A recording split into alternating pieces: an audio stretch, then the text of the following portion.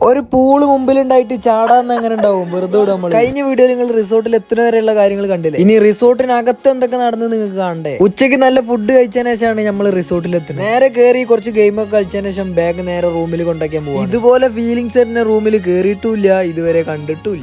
നിങ്ങളെ പോലത്തെ കുറച്ച് ആൾക്കാരൊക്കെ ഉണ്ടല്ലോ ഇവിടെ. നല്ല വയനാടൻ പരിപാടി, പിന്നെ പാൽച്ചായം കുടിച്ചതിന് ശേഷം വ്യത്യസ്തമായ റൂമുകളൊക്കെ ഒന്ന് എക്സ്പ്ലോർ ചെയ്യാന്ന് വിചാരിച്ചു. ഇതെന്താ കുത്തിപ്പരാ? ഞാൻ ഈ സ്ഥലം നോക്കാൻ കയറിയതാ. എടാ ഇവിടെ കിടന്ന് എന്ത് കുഴപ്പോ?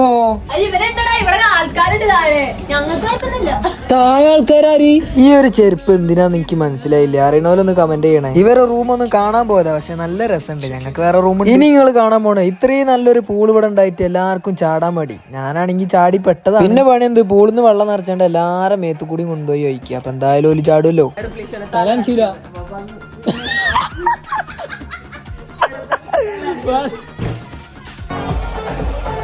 മച്ചാനോട് ഒറ്റയ്ക്ക് താളം പിടിക്കുമ്പോ നമ്മൾ സപ്പോർട്ട് ചെയ്യാക്കണ മോശല്ലേ?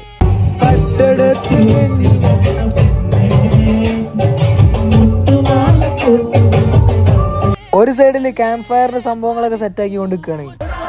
കുറച്ചേരം തുള്ളിയതിനു ശേഷം പിന്നെ കുറച്ച് നക്കുണ്ണികളൊക്കെ തിന്ന് അഡ്ജസ്റ്റ് ചെയ്ത് നമ്മള് മെയിൻ ഫുഡിന് വേണ്ടി വെയിറ്റ് ചെയ്യും. ഒരു സൈഡിൽ നമ്മൾ ടേബിൾ ഇങ്ങനെ ഫില്ല് ചെയ്തുകൊണ്ടിരിക്കുകയാണ്. അതിന്റെ ഇടയിൽ പോയാണ്ട് പീസ് അരിച്ചു നോക്കണം. എല്ലാരും ഇരുന്ന് ഫുള്ള് സെറ്റായി. അൽഫാം വന്ന് പ്ലേറ്റിൽ ഇപ്പൊ സ്ഥലമില്ല. മാക്സിമം കഴിച്ചതിന് ശേഷം ബാക്കിയുള്ള എല്ലും കാര്യങ്ങളൊക്കെ നമ്മൾ പുറത്താക്കി. രാത്രി ആയതുകൊണ്ട് തന്നെ വർത്താനം പറയാനൊക്കെ പേടി. കാരണം എന്താ, വണ്ടി പാഞ്ഞാണ്ട് ഊട്ടിയൊക്കെ പോണ കാട്ടിയല്ലേ വയനാട്ടിലേക്ക് പോണേ. രാത്രി കിട്ടിയില്ല തണുപ്പാ. വെറുതെ പാതിരാത്രി തണുപ്പ് കൊണ്ട് നിക്കണ്ടല്ലോ വിചാരിച്ചോണ്ട് ഞാൻ വെല്ല പോയി സൈഡായി. ആരും കാണും. ഇവരെ കിടക്കൊക്കെ എന്ത് സുഖ. നമ്മളെ റൂമിൽ ഞാനാണ് ആദ്യം നീച്ചത്. ഇതാണ് ഞങ്ങളെ കുടിൽ. രാവിലെ നീച്ചാണ്ട് ഓരോരുത്തരും ഓരോ പണി ഇങ്ങനെ ചെയ്തുകൊണ്ടിരിക്കുകയാണ്. രാവിലത്തെ ചായയും കടി കുടിച്ചതിന് ശേഷം നമ്മൾ നേരെ അവിടുന്ന് ഇറങ്ങി. പിന്നെ നേരെ ഹോട്ടലിൽ പോയി ബിരിയാണി അടിച്ച് നമ്മൾ നേരെ പുരക്ക് പോയി.